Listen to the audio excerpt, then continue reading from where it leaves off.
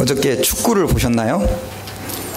예, 미국에서 있어서 축구 보기가 참 쉽지 않은데, 저희는 교회에서 기도회를 마치고, 목사님들 기도회를 마치고, 볼 수가 있었습니다. 인터넷이 팍팍 끊겨가지고, 중요한 결정적인 장면을 못 보기도 했지만, 이렇게 봤는데, 온두라스하고 축구를 했죠. 근데 아쉽게도 졌습니다. 그 끊기는 장면에 제가 못 봤어요. 이게 인터넷이 딱 멈춰가지고.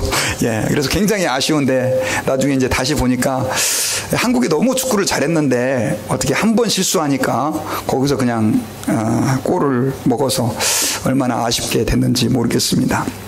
지난번에 런던 올림픽 때는 3등까지 해가지고 정말 기분이 좋았었어요. 그런데 이제 그 축구가 끝나고 나서 제가 인터넷을 좀 잠깐 봤어요. 그랬더니 그 뉴스에 저는 선수들이 참 너무 많이 고생했잖아요. 올림픽 준비하느라고 얼마나 고생을 했겠어요. 그래서 격려와 위로를 좀 많이 해줄 줄 알았는데, 이게 팀들을 이렇게 욕하는 글들이 인터넷에 너무 많이 올라와 있는 거예요. 그래서 사람들이 왜 이렇게 좀 매너가 없지? 그래도 고생했는데. 그랬는데, 또 나름대로 뭐라고 그럴까요? 그 욕하는 사람들 가운데는 의미 있는 이야기를 하는 분들도 계세요. 그게 뭐였냐면 바로 이 손흥민 선수에 대한 내용이었습니다. 손흥민 선수는 사실은 그 한국 축구를 8강까지 오게 하는데 가장 크게 공헌을 했다고 해도 과언이 아닐 만큼 열심히 축구를 했고요. 또 어제도 보니까 저는 세 보진 않았는데 뉴스를 보니까 8번의 슈팅을 했어요. 8번. 그 중에 5개가 골대 안으로 들어갈 뻔한 그런 찬스가 있었다고 합니다. 그래서 저는 손흥민 역시 최고다 그랬는데, 사람들이 제일 많이 비난을 한 사람이 누구냐면 손흥민인 거예요. 마지막 경기가 끝나고 나서 이제 손흥민 선수가 심판한테 막 항의를 하죠. 왜냐하면 그 44분인가 됐는데 거기에서 그 온두라스 선수가 들어 누웠잖아요. 그라운드에. 그래가지고 빨리 이 사람 일으켜야 되는데 심판이 시간 많이 안 줬다고 막 울고. 근데 그 장면까지도 심판에게 항의하는 내용을 어떤 네티즌이 이렇게 얘기를 했어요. 90분 동안 못 넣는데 5분 더 준다고 넣냐? 막 이러면서 막 욕을 한 거예요. 그 손흥민 선수를. 마음이 아파요. 그러면서 너 이제 군대 나가라. 막 이렇게 막 해놨어요. 여러분 그렇게 하면 안 돼요. 안 보는 사람이라. 그런데 제가 거기서 깊이 한번 생각해 보게 된 부분이 있었어요. 왜 이렇게 사람들이 손흥민 선수를 욕을 하나 봤더니, 손흥민 선수가 팀플레이를 안 했다는 거예요. 팀플레이. 그러니까 쉽게 말하면 혼자 경기를 했다는 거예요. 그러니까 자기의 이름을 드높이기 위해서 충분히 옆에 패스를 줬으면 들어갈 수 있는 상황인데도 무리하게 자기가 공을 가지고, 저는 자세히 못 봤어요. 근데 많은 사람들이 지금 그 얘기를 하는 거예요. 축구는 팀워크인데 너 왜 혼자 축구하려고 했냐? 그러면서 막 그렇게 열심히 했는데도 불구하고 욕을 먹은 거예요. 여러분 그렇지 않습니까? 축구는 절대로 혼자 할 수 없는 경기에 11명이 다 팀워크를 맞춰서 해야 되는 것입니다. 혼자 아무리 잘해도 팀워크를 제대로 하지 않는 그 축구 선수들에 대해서는 좋은 평가가 내려질 수 없죠. 노련한 축구 선수들은 그래서요, 자기가 잘할 뿐만 아니라 상대편 선수들과 함께 팀워크를 잘 이루어서 경기할 수 있는 선수가 노련한 그리고 훌륭한 축구 선수라고 말할 수 있죠. 여러분 그런 의미에서 교회도 사실은 똑같습니다.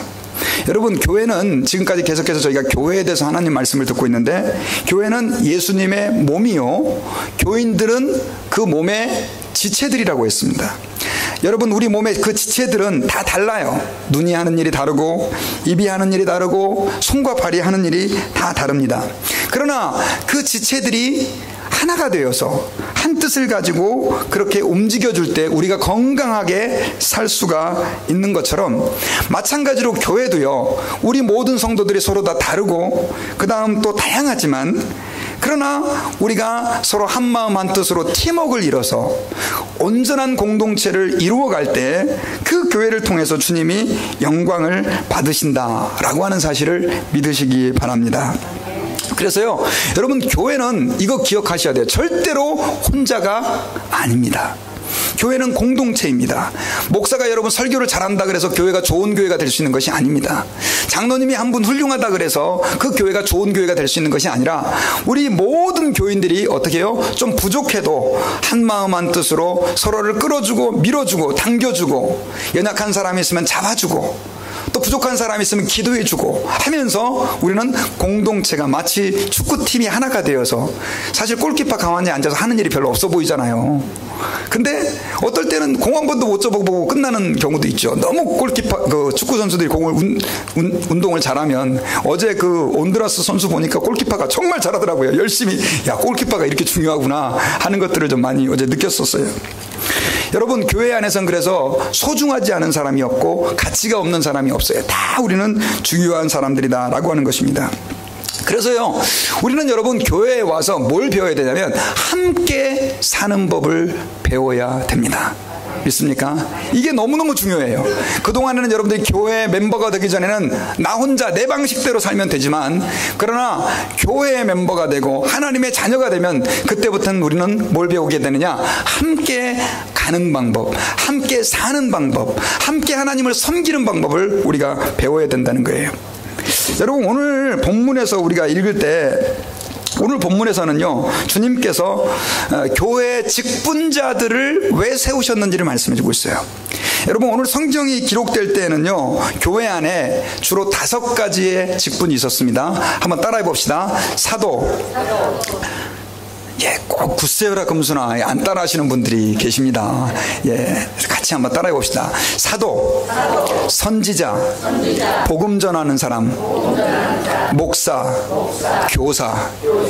오늘날의 직분과는 좀 다르지만 초대교회 때는 5가지의 직분이 있었습니다. 사도와 선지자는 뭘 하는 사람이냐면요, 교회를 설립하고 그 다음에 하나님께 계시를 받아서 말씀을 전하는 사람이 사도와 선지자였어요. 오늘날은요, 더 이상 사도와 선지자는 존재하지 않습니다. 복음을 전하는 사람은 오늘날로 말하면 선교사라고도 말할 수 있고 또 전도사님이라고 말할 수도 있어요. 어쨌든 비슷한 형태로 오늘날은 전도자가 있고, 그 다음 또 뭐가 있냐면 교회 안에 목사와 교사가 있습니다. 여러분, 성경에요, 목사라고 하는 단어가 불행하게도 한 번밖에 안 나옵니다. 예, 목사가 참 교회에서 중요한 것 같지만 성경에는 목사라는 단어가 여기에 한 번밖에 나오질 않아요. 물론 이제 감독 그리고 장로 이런 단어로도 많이 사용이 되는데 직접적으로 목사를 일컫는 단어는 여기밖에 나오지 않아요. 그런데 여러분, 여기에 대해서 참 우리가 할 말이 굉장히 많았지만, 그렇다고 한다면 주님께서 오늘 이 말씀을 하시면서 우리에게 전해주시고자 하는 내용이 뭐였냐면, 주님이 그 초대교회의 직분자들을 왜 세우셨는지를 오늘 본문에서 얘기하고 있다는 거예요. 여러분, 오늘 우리가 이 본문을 주의 깊게 이해해야 되고 또 알아야 될 중요한 이유는 뭐냐면요, 주님께서 그 전까지 제가 말씀을 전하면서 교회에 대해서 설교하면서 교회를 누가 세우셨다고 말씀드렸습니까? 예수님이 내가 이 반석 위에 내 교회를 세우리니 그랬잖아요. 주님이 교회를 세우셨습니다. 그리고 교회의 주인이 누구라 그랬습니까, 여러분? 예, 목사도 아니고 교인도 아니고 교회의 주인은 누굽니까? 예수님이라고 그랬죠. 그런데 주님께서 특별히 교회를 세우실 때 그냥 교회야 있어라 이렇게 세우지 않고, 주님은 교회에 뭘 세워서 교회를 운영하게 하셨냐면 직분자들을 세우셔서 주님이 교회를 쉽게 말하면 이루어 가시고 계신다는 거예요. 누구를 세우셔요? 직분자들을. 그 중에 한 사람이 오늘 본문에 나오는 사람들은 사도, 선지자, 복음 전하는 자, 목사, 교사예요. 그렇다면 오늘날은 직분자들이 누굽니까? 목사와 장로님, 그 다음에 권사님, 그 다음에 집사님들. 이 교회에 뭐예요? 직분자예요. 또 교사도 있죠. 직접적으로 아이들에게 성경을 가르치는. 그래서 이런 직분들이 오늘날 교회 안에 존재하는데, 여러분, 주님이 그 직분자들을 세우신 목적이 오늘 본문에는 아주 구체적으로 나와요. 우리가 이걸 알 때 교회가 무엇을 하는 곳인가라고 하는 것을 배울 수 있게 돼요. 주님이 직분자들을 세웠어요. 그리고 교회를 섬기게 했어요. 그렇다고 한다면은 왜 직분자들을 세우셨는지를 우리가 알면 주님이 교회를 향해서 바라는 마음이 무엇인지를 알게 되는데, 그것이 바로 교회는 가르치고 배우는 곳이라고 하는 거예요. 자, 우리 한번 성경을 한번 에베소서 4장 12절 같이 한번 읽어봅시다. 시작. 이는 성도를 온전케 하며 봉사의 일을 하게 하며 그리스도의 몸을 세우게 하려 함이라. 자, 여러분 오늘 11절 말씀에는 뭐라고 되어 있냐면요, 그가 어떤 사람은 사도로, 어떤 사람은 선지자로, 어떤 사람은 복음 전하는 자로, 어떤 사람은 목사와 교사로 삼으셨으니, 주님이 교회에 직분을 주셨다는 거예요. 그런데 그 직분을 주신 이유가 12절에 나오는데, 이는, 그 이유는 뭐라고 하기 위해서요? 성도를 온전하게 하여 봉사의 일을 하게 하며 그리스도의 몸을 세우게 하려 함이라. 여러분, 이거 굉장히 중요한 거예요. 주님은 직분자들을 세워서 성도들을 온전하게 만들기를 원하셨어요. 그래서 그들로 하여금 뭘 하기를 원하셨어요? 봉사의 일을 하면서 그리스도의 몸을 세워가게끔 주님이 일꾼을 세우셨다는 거예요. 그러니까 여러분, 직분자들은 뭐 하는 사람입니까? 일꾼들이죠. 그리고 사람들을 어떻게 해요? 온전하게 만들어가는 사람들이 누구냐면 직분자들이에요. 여러분, 한국 분들이요 많이 오해하는 게, 야, 교회 좀 오래 다니면은 이제 집사 준다, 이거 집사. 예? 야, 이제 내가 좀 그래도 교회에서 이제 집사라고 좀 불릴 정도로 좀 이제 경력도 생기고 인정도 받았다. 근데 이제 집사 하다 보면 그 위에 또 뭐가 있습니까? 장로님이 계신 거예요. 장로님. 야, 나는 언제 장로가 되나? 이렇게 여러분, 이 교회의 직분을 뭘로 생각을 해요? 계급으로 생각을 하는 사람들이에요. 근데 어떤 분들은, 야, 나는 집사도 장로도 싫다. 야, 제일 위에 대빵 누구요? 목사가 돼야 되겠다. 목사. 아유, 아니, 그 지사에서 내가 목사가 해야지, 이렇게 생각하는 분들도 계세요. 여러분, 직분이라고 하는 것은 그것이 아닙니다. 직분은 주님의 몸된 교회를 위해서 주님이 구별하여 세우신 사람들인데, 그 사람들은 교회를 뭐하게 하기 위해서? 온전케, 성도들을 온전케 하기에 하고, 그 사람들이 봉사할 수 있도록 썰빙하는, 요즘으로 말하면 여러분, 군대로 말하면 교관, 뭐 조교 이런 사람들 있잖아요. 군대 가면 제일 먼저 훈련을 받잖아요. 그러면 빨간 모자 딱 쓰고 와가지고 막 이렇게 폼 잡으면서 막 훈련시키잖아요.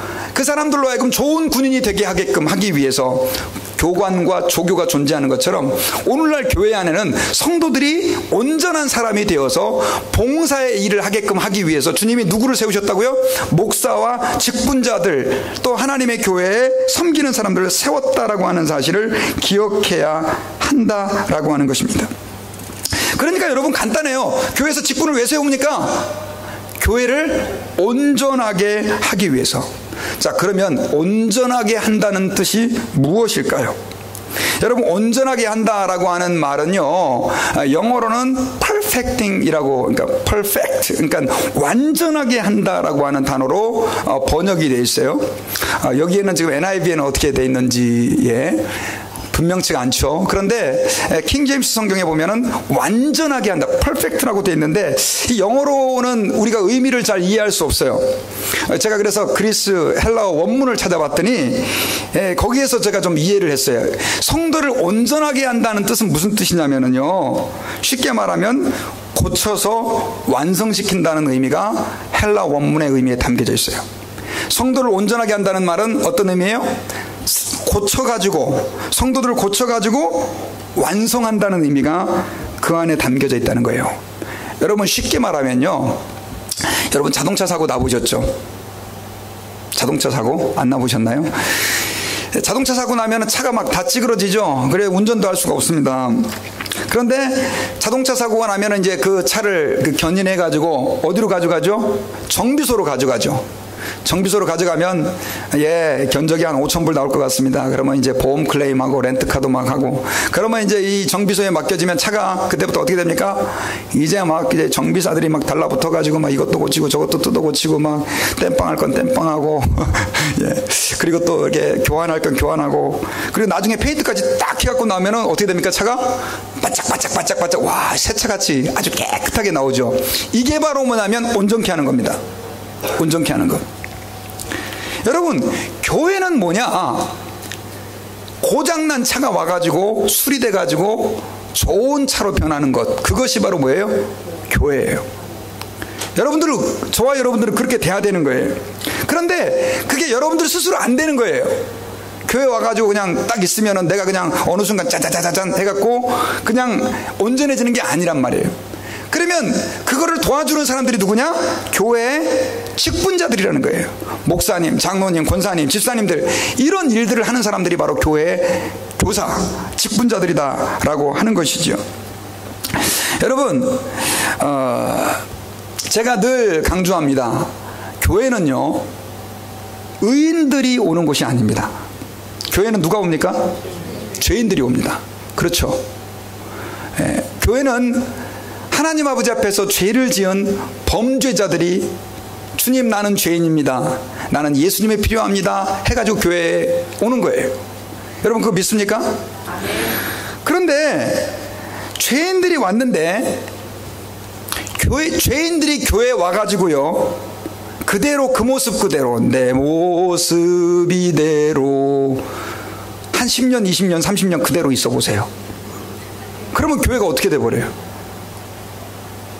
여러분, 죄인들이라고 할 때 그 죄인들은 어떤 사람들을 말합니까? 성격이 완전히 모난 거예요. 그래서 조금만 기분 나쁘면 팍 찔러버리고, 막 성질나면 막 욕해대버리고, 그 다음에 또 조금만 조금이라도 참지를 못하고, 그 다음에 돈만 좀 생기면 아이고 그래가지고 한번 땡기러 가야지 해갖고 막 팍팍 땡기갔다가 돈 다 떨어먹고, 애들 막 손찌검 막 하고 집에서 막 하여튼 좀 이상하게 사는 사람들이죠. 성적으로 타락해가지고 결혼을 했는데도 불구하고 막 이 여자 저 여자 이 남자 저 남자 막 만나고 다니고, 뭐 죄죠, 죄들. 근데 그런 사람들이 여러분 교회 올 수 있어요, 없어요? 너무 힘들게 제가 여쭤봤나요? 올 수 있어요, 없어요? 와야죠. 그런데 와가지고 집사가 돼도 그렇게 하고 장로가 돼도 그렇게 해요. 큰일 나는 거죠. 교회 10년을 다니고 20년을 다녔는데도 그 모습 그대로 돈만 생기면 땡기러 가고, 기분 나쁘다고 해가지고 그냥 밤새도록 술, 죄송합니다, 퍼마시고, 그건 퍼마시는 거예요. 드시는 게 아니고, 막 술 먹고 와가지고 막 와이프들이 패고 막 그냥. 여러분, 교회는 기억하세요. 교회는 죄인들이 오는 곳이에요. 그러나 죄인들이 와서 변화되어야 되는 곳이에요.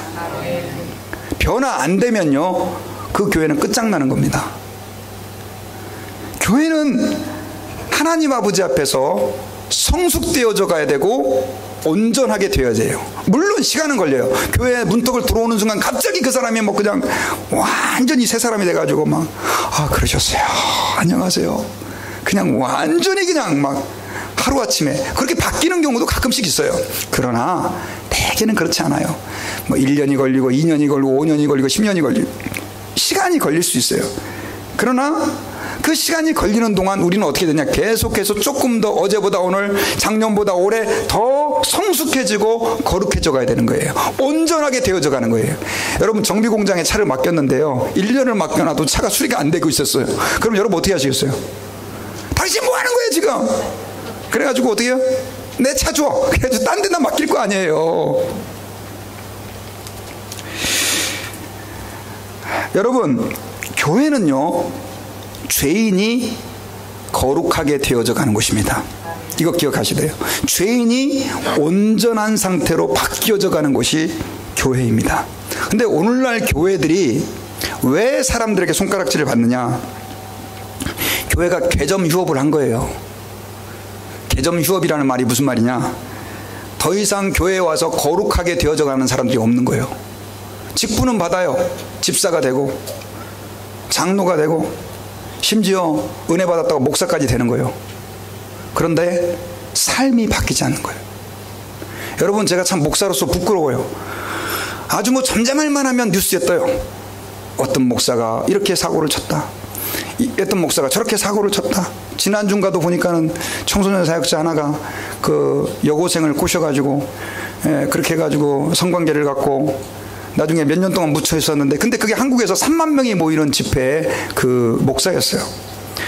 참 제가 손가락질하고 비난하기를 뭐한 게, 우리 모두는 다 하나님 앞에 연약하다는 거예요. 그러나 여러분, 이거 기억해야 됩니다. 그분이 그렇게 함으로 인해서 얼마나 많은 청소년들이 하나님을 욕하고 하나님을 떠났겠어요. 3만 명이 모이는 집회였었어요. 원래 8월 7일 날 집회하기로 했는데 그때도 3만 명이 모이기로 했다는 거예요. 여러분, 제가 지금 목사 얘기를 하지만 장로님, 집사님들 말도 못하죠. 요즘 사람들이 손가락질하는, 안 믿는 사람들도 안 하는 행동들을 뇌물 주고 받아가지고 걸려가지고 문제가 생기고 바람 피고, 그 다음 또 심지어 사람들을 사기치고, 교회 직분자들 가운데 이런 사람이 너무 많아요. 여러분, 제가 그걸 탓하려고 그런 게 아니에요. 여러분, 이제 교회가 어떻게 되느냐, 하나님 아버지 앞에서 온전케 됨을 회복해야 되는 거예요. 그게 바로 교회다라고 하는 것입니다. 그래서 여러분, 저희들이 정신 차려야 됩니다. 특별히 목사를 포함해서 여러분, 목사를 위해서 많이 기도해 주셔야 돼요. 저는 이렇게 생각해요. 마귀가 교회를 무기력하게 만들려면요, 교인들 전체를 다 두드려 깔 필요가 없어요. 누구를 두드려 패면 되냐? 목사를 두드려 패면 되고 장로를 두드려 패면 되는 거예요. 그러니까 죄송합니다. 여러분들보다 훨씬 더 시험이 많아요, 목사들은요. 왜냐하면 더 하나님 앞에서 사람들을 온전하게 세우는 일을 감당해야 될 사람이 목사인데, 우리가 쓰러져 버리면 결국 교회는 힘없이 무너져 버리기 때문에 그렇습니다. 자, 그렇다고 한다면 여러분, 어떻게 교회는 온전하게 될 수 있을까요? 어떻게 교회는 그러면 이 온전함, 성도를 온전케 하는 일들이 가능해질까요? 그것은요, 교육입니다. 교육. 여러분, 교회에 와서 사실은 우리가 배워야만 우리는 어떻게 합니까? 온전하게 될 수 있다는 사실을 기억해야 합니다. 여러분, 그래서 교회에 와서, 제가 지난주에는 뭘 얘기했습니까? 교회는 예배하는 곳이다 그랬죠. 여러분, 교회에 와서 참 중요한 게 뭐냐면 예배하는 거예요. 하나님 앞에 예배를 드리는 거예요. 그런데 예배와 함께 또 중요한 것이 있는데, 그것은 교회는 배워야 된다는 거예요. 뭘 배우겠습니까? 우리가 교회 와서 하나님의 말씀을 배우고 하나님을 섬기는 법을 배워야 되는 거예요. 사람들과 어떻게 관계를 내가 맺어야 되는지를 교회에 와서 배우는 거예요. 그런 배움이 교회 안에 있어야 됩니다. 여러분, 목사가 많은 시간을 설교하고 성경 공부를 하죠. 왜입니까? 교인들이 배우게 하기 위해서. 왜냐면요, 호세아서에 보면 하나님이 이런 말씀하셨어요. 내 백성이 지식이 없어서 망하는도다. 이건 뭐냐면은 우리가 몰라서 그렇게 사는 경우도 있거든요. 우리는 하나님 아버지 앞에서 그래서 배워야 되는데, 그런데 특별히 여러분, 교회 안에서의 교육은요, 세상과는 좀 달라요. 여러분, 대학교 같은 데 가면 교수님이 뭐 열심히 이렇게 강의 내용 가르치고 학교 가면 선생님이 가르치잖아요. 근데 교회에서 배우는 거는 세상에서 배우는 거하고 조금 달라요. 뭐가 틀리냐면요, 교회는 한번 따라해 봅시다. 보면서 배우는 곳이다. 보면서 배우는 거예요. 그럼 누굴 보면서 배울까요? 누굴 보면서 배워요? 답은 예수님을 보면서 배워야죠. 근데 문제는 예수님이 지금 보여요, 안 보여요? 안 보인다는 거예요. 여러분, 직분자분들, 특별히 직분을 가지신 분들 이거 기억하세요. 그 직분자들이 바로 예수님을 보여주는 사람들이에요. 목사가, 장로가, 권사가, 집사가 바로 그런 직분자들을, 교사가 직분자들을 통해서 주님이 사람들에게 예수님을 보여주는 거예요. 그 사람들을 보고 사람들이 예수님을 섬기는 법을 배우게 되고, 그 직분자들을 보고 예수님을 따르는 법을 배우게 되어지는 거예요. 그래서 여러분, 특별히 제가 설교하는 목사로서 늘 부담스러운 게 뭐냐면요, 설교라고 하는 것은 사실은 쉽습니다. 목사님 설교 준비하느라고 너무 힘드시죠? 힘들어요. 그런데 사실은 제가 목사로서 느끼는 부담감과 어려움은 설교가 아닙니다. 설교도 힘들지만 더 중요한 것은 강단을 내려와서예요. 내가 말씀대로 먼저 살아야 되는데 그게 어려운 거예요. 내가 설교한 대로 살아야 되는데 그게 너무너무 힘든 거예요. 행여나 교인들이 나의 이 믿음 없는 모습을 보고, 나의 연약한 모습을 보고 시험에 들면 어떡하지? 그런 모습에 대한 부담감이 제게는 너무너무 커요, 여러분요. 근데 여러분, 우리 모든 직분자들에게는 저는 이와 유사한 부담감이 있어야 되고, 저는 또 있다고 믿습니다. 여러분, 설교만 잘하는 사람들에 대해서 조심해야 됩니다. 왜냐면요, 제가 예전에 텔레비전에서, 여러분 임동진 씨 아세요? 임동진 씨, 우리 연세 드신 분들은 다 알 겁니다. 한국의 대단한 남자 스타였죠, 옛날 분들은. 근데 이분이 지금 목사가 됐어요. 근데 이제 제가 그때 뵀을 때는 장로였을 때였어요. 장로였을 때 텔레비에 어떤 프로에 나왔는데, 이분이 이제 어떤 손양호 목사님인가 주기철 목사님인가 제가 기억이 잘 안 나는데, 그분 연기를 하는 거예요. 근데 이제 성도들을 모아놓고 그 영화에서 설교를 하는데요. 야, 제가 그 설교가 얼마나 은혜를 받았는지 몰라요. 제가 뭘 느꼈냐면, 대한민국의 그 어떤 목사보다도 탁월하게 설교를 하는구나. 왜냐하면 이분이 연기자니까 이 표정부터 이 말까지 해가지고요, 너무나 쉽게 말하면 이렇게 감동적으로 잘 하는 거예요. 근데 저는 그때 이런 생각을 했어요. 야, 연기자도 저렇게 설교하는데 내가 좀 설교 좀 잘해야 되겠지, 이런 마음들을 가졌는데, 지금 생각해 보니까요, 여러분, 그럴 필요가 없어요. 사실은 그분은 그건 뭐예요? 연기요, 연기. 근데 요즘 연기하는 목사들이 많아요. 연기하는 목사가 많아요. 설교는 너무 감동적으로 잘하는 거예요. 그런데 너무나 말 그대로 불신앙적으로, 저 목사님은 정말 하나님이 살아계시는 걸 믿나? 의심스러운 분들이 많이 계세요. 물론 목사도 사람이라 실수할 수 있어요. 범죄도 할 수 있고요. 그런데 도저히 저거는 하나님의 사람으로 할 수 없는 행동을 하는 사람들이 많아요. 여러분, 직분자들도 마찬가지예요.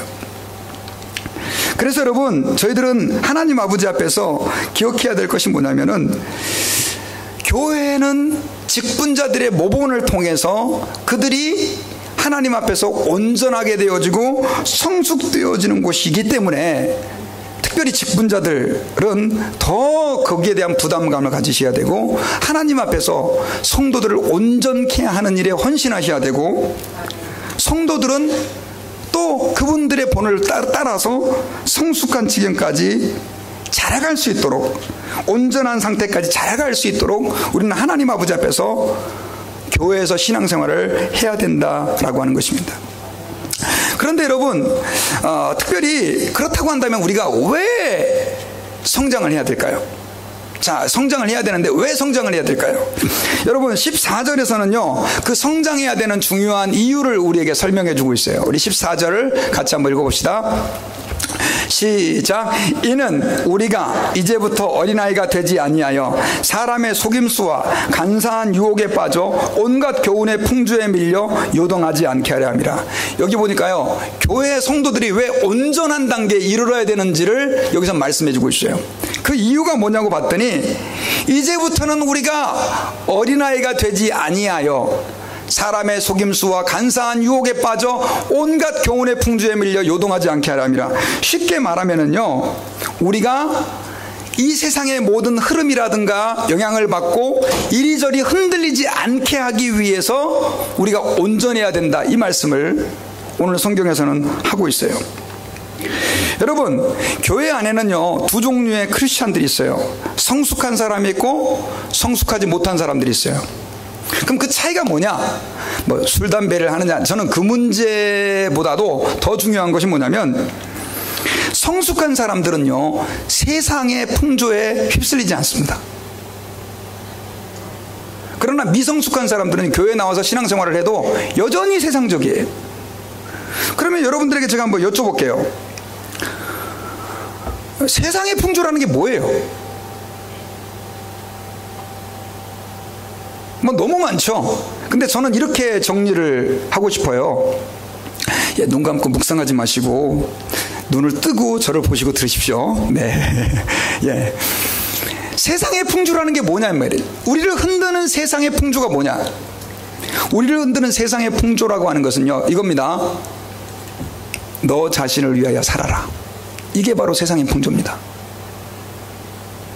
여러분, 돈을 좋아하고 쾌락을 좋아하고, 사실 여러분, 돈과 쾌락을 싫어하는 사람들이 없죠. 그런데 세상의 풍조는요, 그것이 전부인 것처럼 우리에게 얘기를 해요. 그래서 사실은 하나님을 섬기고 하나님을 따라가는 것이 내 삶에 가장 소중하다라고 그렇게 믿고 살아가는 삶을 어리석다, 스튜피드라고 얘기를 하는 것이 뭐냐면 세상의 풍조라고 하는 거예요. 근데 여러분, 교회 와서 신앙생활을 해도 믿음이 성숙하지 않은 사람들은요, 예배당 문을 나서는 순간 어떻게 되느냐, 그 세상의 풍조에 그냥 쉽게 동화돼서 그렇게 살아가는 거예요. 어떤 사람은 교회에 와서도 여전히 그 세상의 풍조를 가지고 그렇게 살아가는 거예요. 여러분, 오늘 본문에 보니까 어린아이가 되지 아니하여 나왔죠. 어린애들은요 참 순진해요. 그래가지고 이렇게 돈 좀 주고 살살살살 해가지고 하면 애들은 그냥 쉽게 유혹이 되잖아요. 넘어오잖아요. 근데 교회 안에도 그런 어린아이 같은 사람이 있다는 거예요. 여러분, 우리가 하나님 아버지 앞에서 성숙해야 되는 이유는 뭐냐면 바로 이런 세상의 풍조가 너무나 교회 안에 많이 들어와 있고 우리 주변에 가득 차 있기 때문에 우리가 하나님 앞에서 온전케 되지 않으면 우리는 세상에 휩쓸릴 수밖에 없다는 사실을 우리가 기억해야 됩니다. 여러분, 지금 제가 저도 설교를 좀 길게 하는 편이죠. 거의 40분에서 45분 이렇게 설교를 하는데, 여러분들이 예배당 문을 나가는 순간 여러분은 이 세상의 풍조에 대한 설교를 적어도 몇십 시간에서 어떤 사람은 100시간이 넘게 듣는 사람도 있습니다. 왜냐하면 여러분들 사람들과 만나서 이야기하잖아요. 그 사람들의 주된 이야기의 핵심이 뭐예요? 세상에서 어떻게 하면 행복하게 사는가, 이거에 대한 부분이에요. 드라마를 보죠, 영화를 보죠. 이런 것들이 전부 다 뭐냐면 결국 세상에서 우리가 어떻게 하면 나를 기쁘게 하며 살 것인가에 대한 그런 것들이라는 것이죠. 여러분, 옛날에 이런 웃기는 얘기가 있었어요. 한국의 초등학생들을 대상으로 시험을 이렇게 봤는데 그 시험 문제에 이런 게 나왔어요. 다음 중 가구가 아닌 것은, 가구가 퍼니처죠. 그래서 1번 소파, 2번 식탁, 3번 전화기, 4번 침대. 여러분, 답이 뭐죠? 전화기가 가구가 아니잖아요. 퍼니처가 아니잖아요. 근데 초등학교 아이들이 상당수가 뭐라고 썼는지 아세요? 침대라고 썼어요. 이해가 안 가죠? 왜 그렇게 썼을까요? 여러분, 요즘도 그 한국의 에이스 침대라는 침대를 요즘도 그렇게 나오나요? 광고가? 침대는 가구가 아닙니다. 과학입니다. 이 광고가 있는 거예요. 근데 이게 계속 들려지니까 애들이 진짜 침대는 가구가 아닌가 보다 이렇게 생각을 하는 거예요. 여러분, 근데 이런 문제는 진짜 심각해요. 뭐 그 정도는 괜찮아요. 뭐 침대를 가구가 아니라고 생각하면 또 떴습니까? 근데 문제는 지금 여러분, 미국만 봐도 이제는 동성애를 죄라고 말할 수 없는 세상이 되어버렸어요. 성경에는 분명히 뭐라고 얘기하고 있어요? 동성애는 죄다라고 얘기하고 있어요.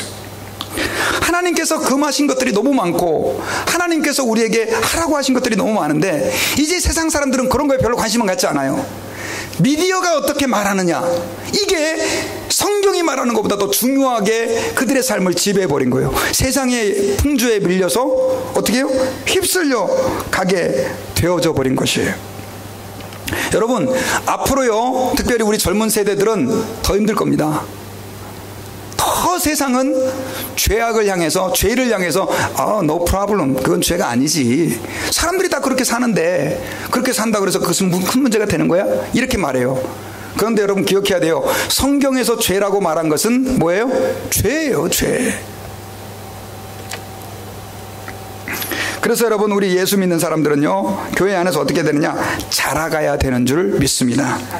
자, 그런데 어느 정도까지 자라가야 되느냐?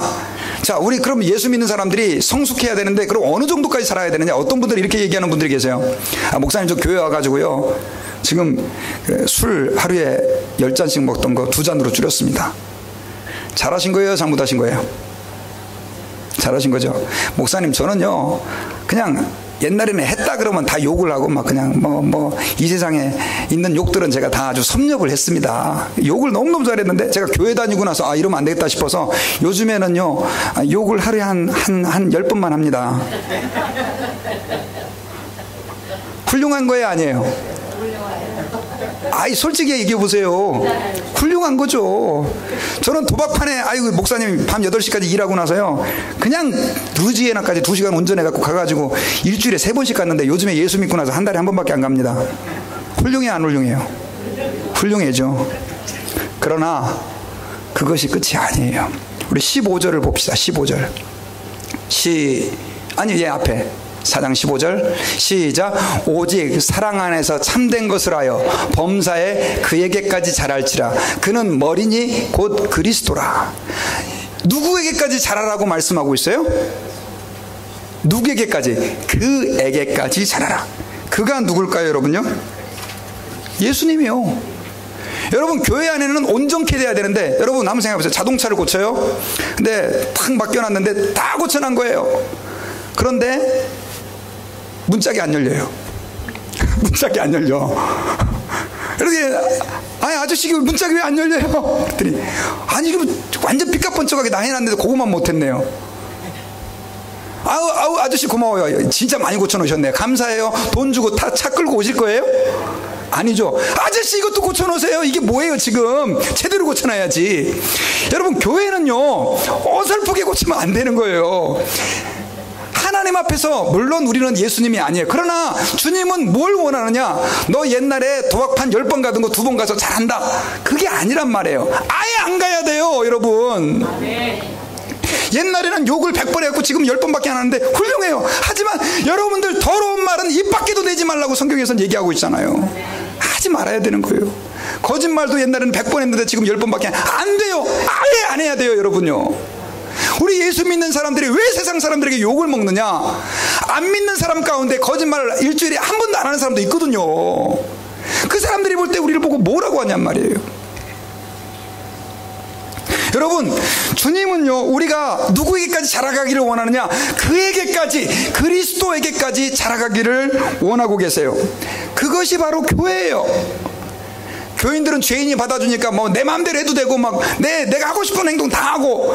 아니에요. 여러분, 주님은 여러분들이 거룩하게 되어지기를 원해요. 교회를 5년 다니고 10년 다니면 5년 다니고 10년 다닌 만큼 예수님을 닮아가야 되는 거예요.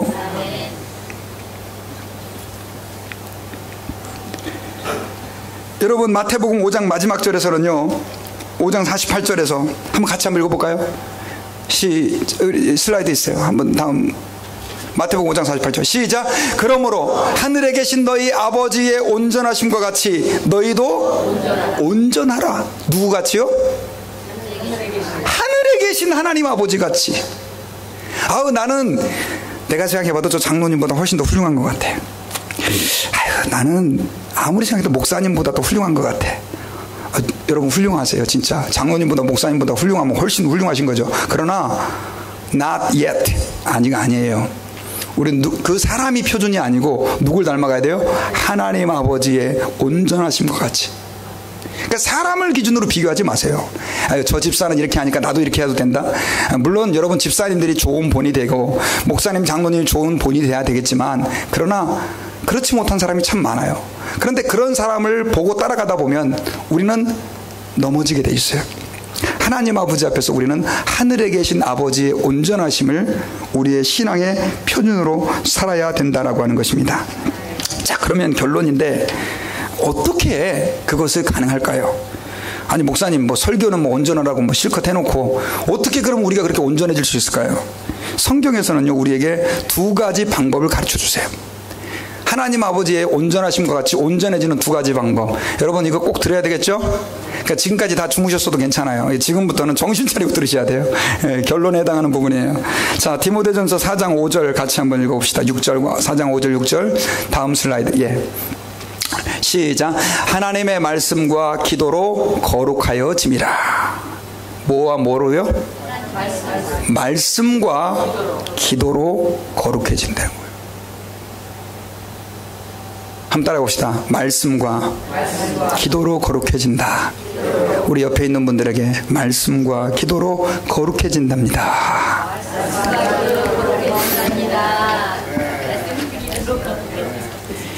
6절에 보니까요, 6절, 디모데전서 4장 6절. 자, 여기도 같이 한번 읽어봅시다. 시작. 내가 이것으로 형제를 깨우치면 그리스도 예수의 좋은 일꾼이 되어 믿음의 말씀과 내가 따르는 좋은 교훈으로 양육을 받으리라. 여러분, 교회는요, 세상적인 기관하고 달라요. 여기는 여러분들에게 윤리 교육을 시키는 곳이 아니에요. 여러분들이 뭘 배우는 것입니까? 하나님의 말씀을 배우는 거예요. 그래서 여러분, 이거 기억하셔야 됩니다. 여러분들이 말씀을 가까이 하는 만큼 여러분들은 주님을 더 가까이 닮아갈 것입니다. 말씀을 멀리하는 만큼 여러분들은 더 세상적인 사람이 될 것입니다. 목사도요, 말씀을 가까이 하지 아니하면 세상적인 사람이 돼요. 진짜예요, 여러분. 네가 이것으로 형제를 깨워. 여기서 너라는 얘기는 디모데를 얘기해요. 바울이 디모데에게 보낸 편지예요. 디모데는 교회의 목사님이셨어요. 그런데 그 목사님에게 이것으로 교회 성도들을 깨우치면 그리스도 예수의 좋은 일꾼이 될 것이다, 그 사람들이. 여러분, 여러분들이 말씀과 기도로 거룩해진다라고 하는 사실을 깨달잖아요. 그럼 여러분들은 그리스도의 좋은 일꾼이 되는 거예요. 여러분, 교회에서 왜 자꾸 성경 공부하라, 성경 공부하라 이렇게 얘기하고 성경 읽어라. 여러분, 무슨 뭐 교회가 무슨 적입니까? 뭐 무슨 컴피티션, 그러니까 뭐 경쟁하는 곳입니까? 제가 올해는 스티커 안 붙였어요. 작년까지 하다가 이게 지금 뭐 하는 짓이냐, 내 스스로 좀 생각이 돼가지고. 근데 아무래도 이게 6개월이 지났는데, 뭐예요? 지금 7개월이 지났죠. 해야 될 것 같은 생각이 좀 들어요. 안 읽어요, 교인들이 성경을. 안 봐요.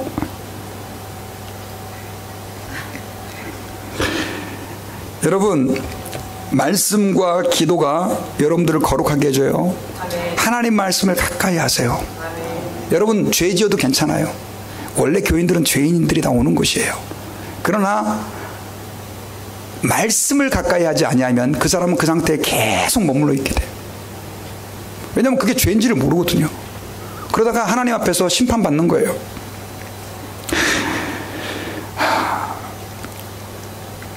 여러분, 사람들은요, 영향받는 것에 따라 행동을 하게 돼요. 그래서 우리 옛날에도 이런 말 있잖아요. 누구를 잘 사귀어야 된다고요? 친구를 잘 사귀어야 된다. 근데 친구가 뭐 하는 사람이에요? 자꾸 얘기해 주는 거예요. 야, 오늘 가서 한번 털러 가자. 야, 그거 나쁜 짓이지. 우리 부모님이 나쁜 짓이라고 했어. 야, 목사님도 그거 도둑질이라고 했거든. 야, 이거는 도둑질이 아니야. 자리이동이야, 자리이동. 그 사람들도 얼마나 도둑놈들인데. 군대 가면 제가 그런 얘기 많이 하거든요. 군대 가면 자리이동이라고. 다른 장소로 옮기고. 그 말이 맞아요, 틀려요? 맞는 얘기야. 또 교회 가지고 여러분, 도둑질은 자리이동이다. 곤란하죠. 그러고 보니까 그런 것 같아요. 그리고 얘는 도둑질을 이렇게 자리이동을 자주 하는데 애가 참 착한 거예요. 성격도 좋고 나한테 잘해주고. 그러니까 같이 하지 뭐. 그러다가 새고랑 저 감옥 가는 거예요, 여러분요. 무슨 뭐 도둑놈이 뭐 나는 얼굴에 빨간 딱지로 나는 도둑놈이라고 쓰고 다닙니까? 누구에게 영향을 받느냐가 중요한 거예요. 여러분, 마귀는요, 끊임없이 여러분들을 세상에 영향, 하나님의 말씀이 아닌 죄악의 영향에 빠지게 하려고 애를 쓰고 있어요. 여러분, 그래서 이거 기억하셔야 돼요.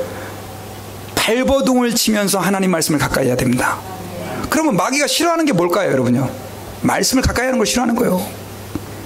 여러분, 저는 여러분들에게 권면을 드려요. 텔레비전을 보기 전에 내가 오늘 읽어야 할 말씀의 분량을 읽지 않았으면 보지 마세요. 이건 제안이에요. 말씀을 텔레비전 보시라고 못 보기는 안 해요. 그러나 말씀을 오늘 읽어야 될 만큼 읽고 나서, 제가 하루에 몇 장 읽으라 그랬습니까? 몇 장.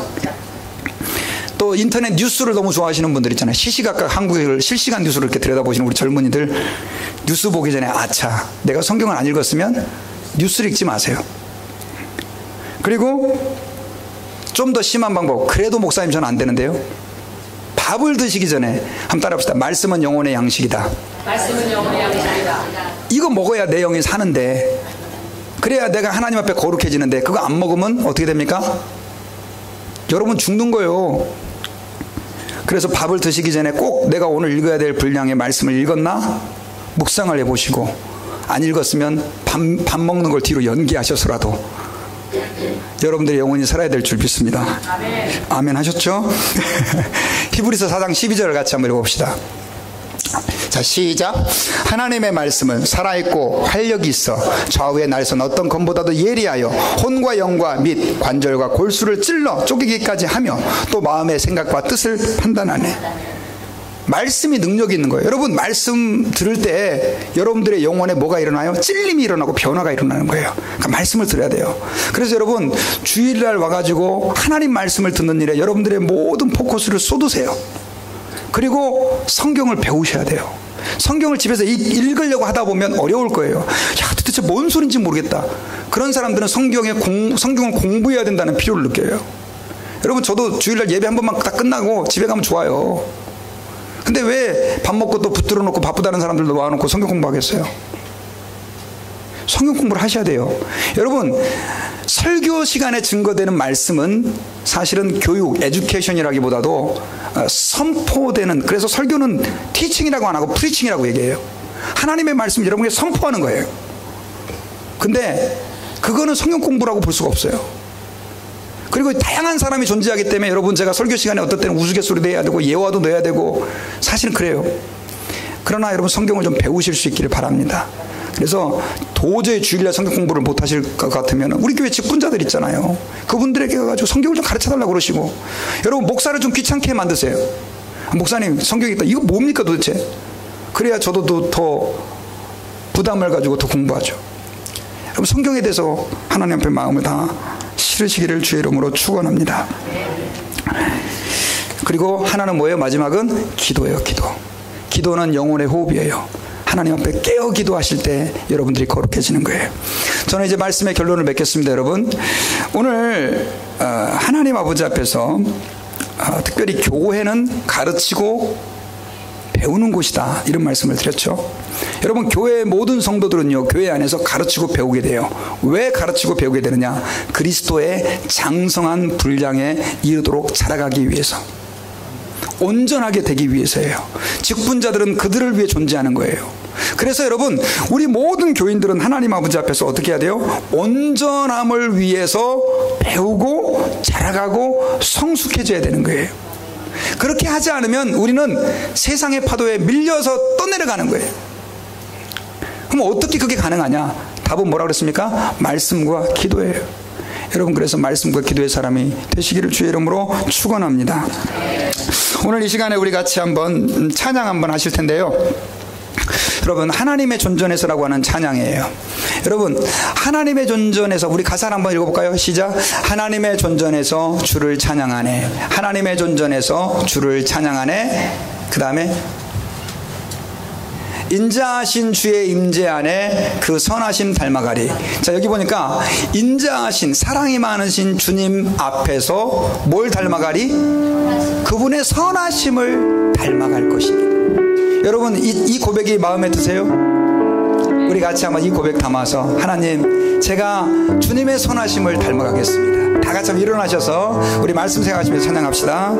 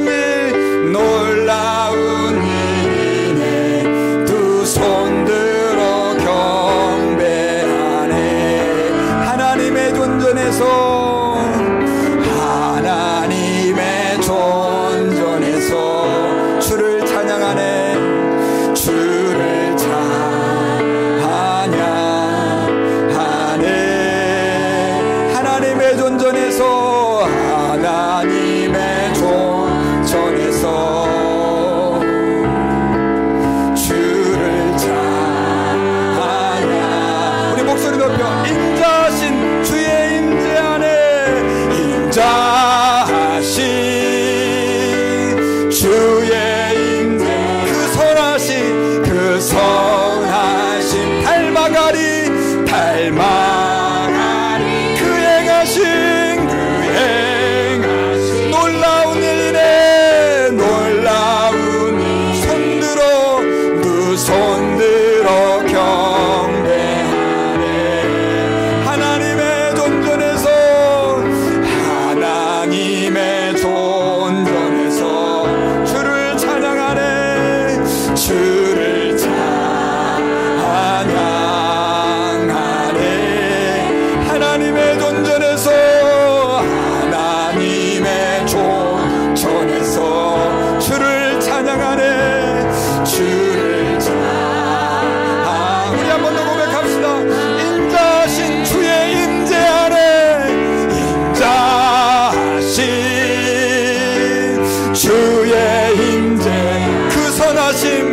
선하신 닮아가리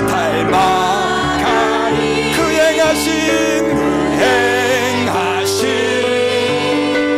놀라운 일에 두 손 들어 경배하네. 하나님의 존전에서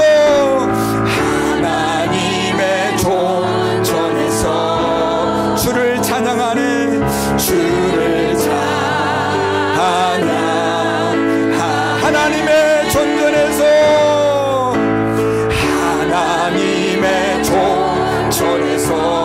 주를 찬양하네. 주를 찬양. 여러분 다 같이 한번 기도합시다. 주님, 제가 주님을 닮아가기 원합니다. 지금 이 모습 이대로 만족할 것이 아니라 온전히 예수 그리스도의 하나님 아버지의 온전하심과 같이 내가 이 교회를 통하여 자라가게 하시고 성숙되게 하여 주시옵소서.